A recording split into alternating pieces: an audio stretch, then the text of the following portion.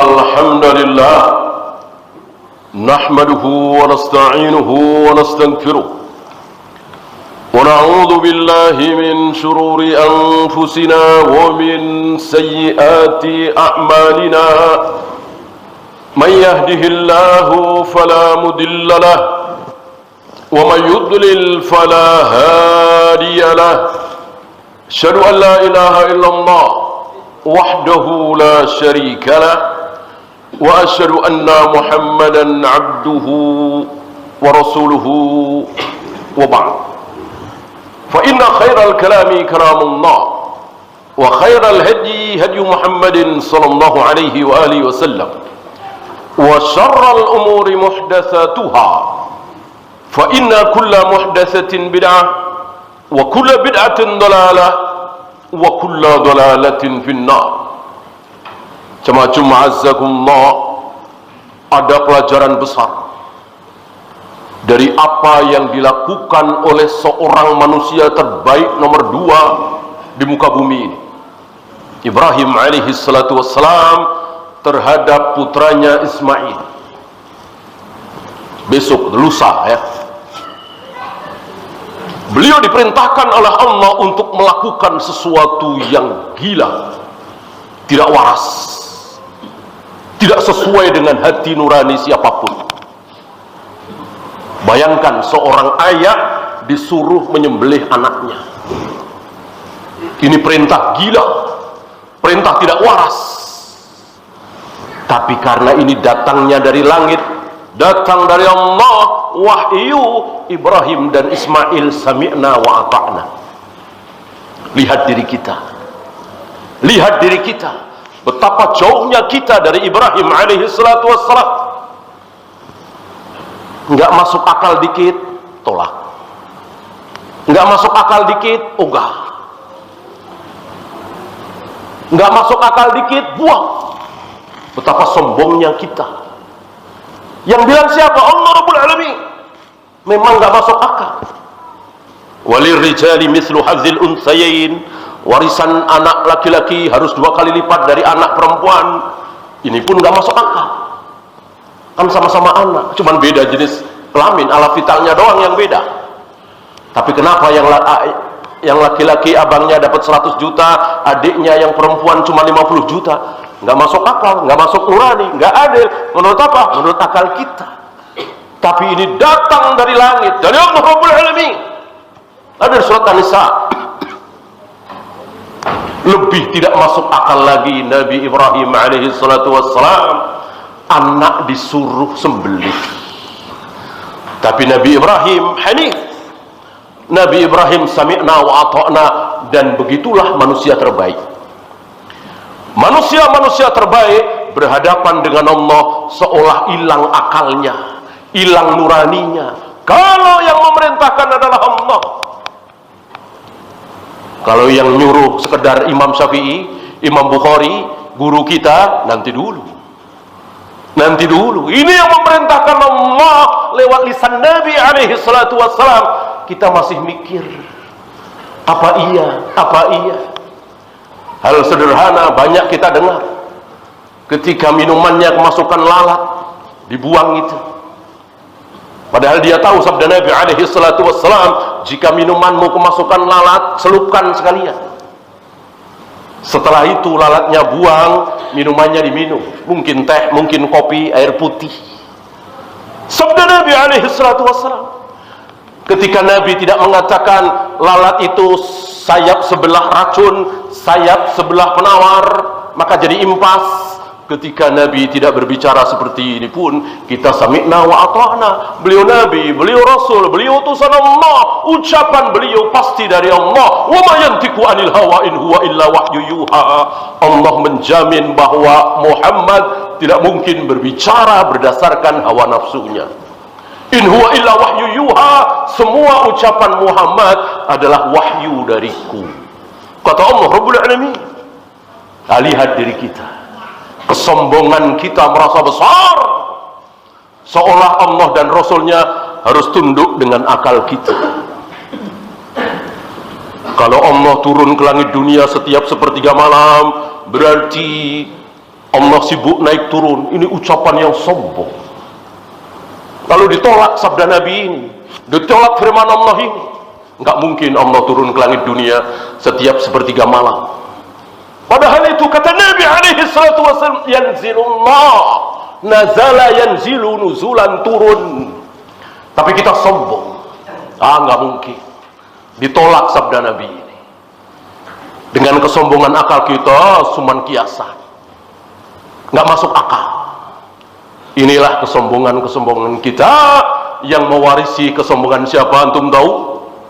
Mewarisi kesombongan siapa ini antum tahu? Yahudi.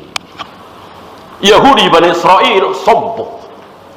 Ketika Allah berfirman lewat lisan Nabi Musa alaihi salatu wassalam, masuk akal, bagus, terima. Enggak masuk akal, tolak. Sami'na wa asaina. Ketika mereka diperintahkan oleh Allah lewat lisan Nabi Musa alaihi salatu wassalam untuk memerangi bangsa Jabbarin, bangsa yang sangat kuat di Palestina, di Syam, dijamin oleh Allah lewat Nabi Musa, kalian pasti menang. Kalian pasti menang. Akalnya berbicara, kesombongannya muncul. Ya Musa, kita baru lepas dari perbudakan Fir'aun. Mereka banyak, kita sedikit. Mereka kuat luar biasa, kita lemah. Persenjataan mereka kuat, kita seadanya. Apa iya kita bisa menang? Lihat, padahal sudah dijamin oleh Allah, kalian akan menang. Dengan sombongnya, dengan akalnya. Lalu mereka tega mengatakan, idhab anta wa rabbuk faqatila. Udah engkau pergi saja bersama Tuhanmu ya Musa. Inna hahuna qa'idun. Kami mau duduk-duduk di sini saja. Udah kalian berdua sana, prak. Dengan sebab inilah Yahudi Bani Israel dihukum 40 tahun. Yatihuna fil ardi arba'ina sana. Terus berkeliaran, berkeleleran di padang pasir selama 40 tahun di padang tih.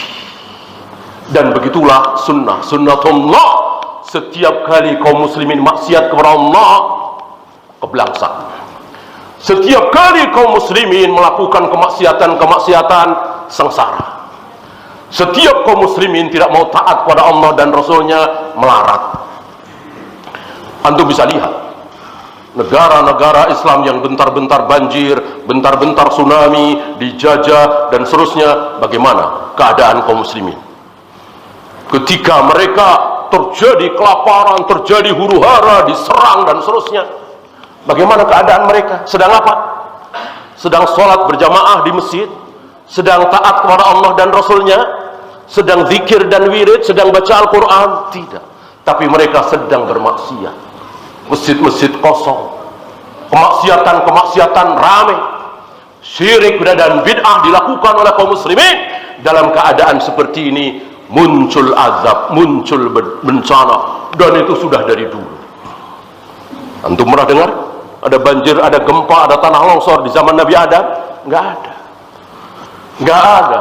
10 abad, 1000 tahun kira-kira dari Adam diturunkan di muka bumi, enggak ada gempa, enggak ada banjir, enggak ada tanah longsor, enggak ada tsunami. Kenapa? Seluruh manusia di zaman Nabi Adam semuanya bertauhid. Tidak ada satupun yang berbuat syirik.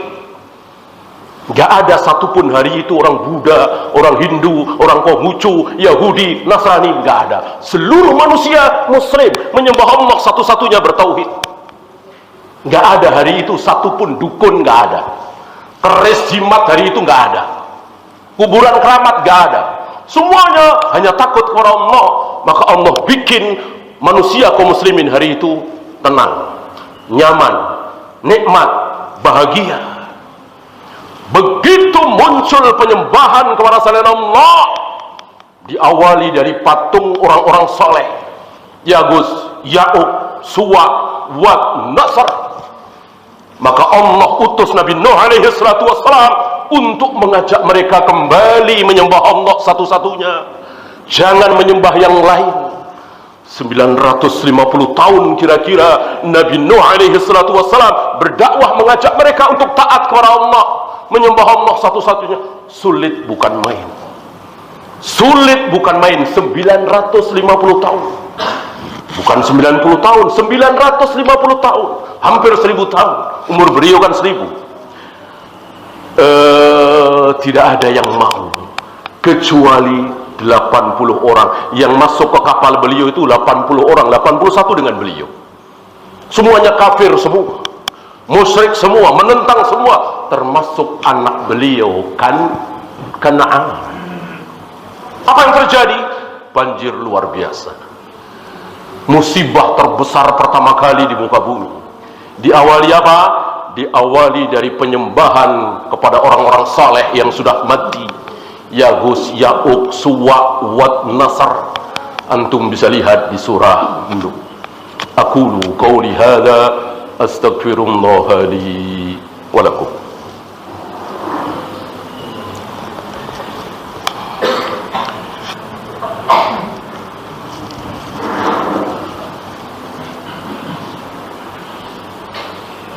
Alhamdulillah hamdan katsiran thayyiban mubarakan fihi kama yuhibbu rabbuna wa yarda. Asyhadu an la ilaha illallah wahdahu la syarika lah wa asyhadu anna Muhammadan abduhu wa rasuluhu wa ba'd. Ayuhal ikhwah, barangkali antum bertanya, barangkali antum bertanya-tanya, itu Amerika, itu Jepang, itu Eropa, Inggris, Prancis, Jerman, nggak pada sholat, nggak pada ruku, nggak pada sujud, nggak pada saum, boro-boro mandi junub nggak pernah, nggak kenal syahadat, enak-enak saja hidupnya, nggak ada azab, nggak ada tsunami, nggak ada ini, nggak ada itu, hebat, kaya, mentereng. Satu jawaban, satu kata, bukan satu kalimat, satu kata jawaban dari pertanyaan antum tadi. Apa? Istidraj. Antum mau dikasih istidraj? Na'udzubillah min dzalik. Kita memohon kepada Allah, jangan sampai engkau berikan kami istidraj ya Allah. Istidraj itu apa? Kaya, hebat, sehat, tenang, berlimpah harta. 20 tahun, 30 tahun, 50 tahun, mungkin 100 tahun. Habis itu, habis sehabis-habisnya, azab seadab-adabnya, neraka. Mau seperti itu? Seperti Fir'aun dan bala tentaranya? Mau? Tentu kita tidak mau.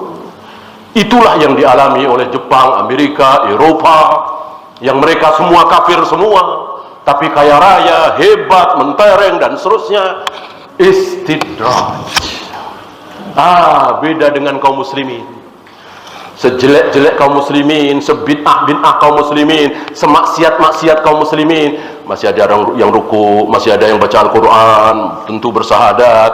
Allah sayang, Allah ingin mereka masuk surga, Allah ingin mereka semua diampuni dosanya. Tapi Allah sudah bikin sunnah, peraturan. Apa?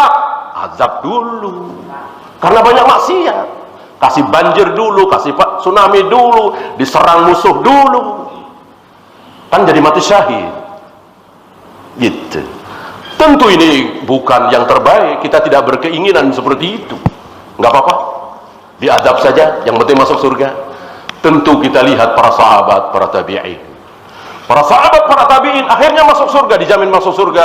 Hidupnya keleleran? Tidak. Hidupnya penuh dengan kemuliaan. Romawi dan Parsi, dua superpower dunia, tunduk di telapak kaki para sahabat. Apa yang tidak dimiliki oleh para sahabat?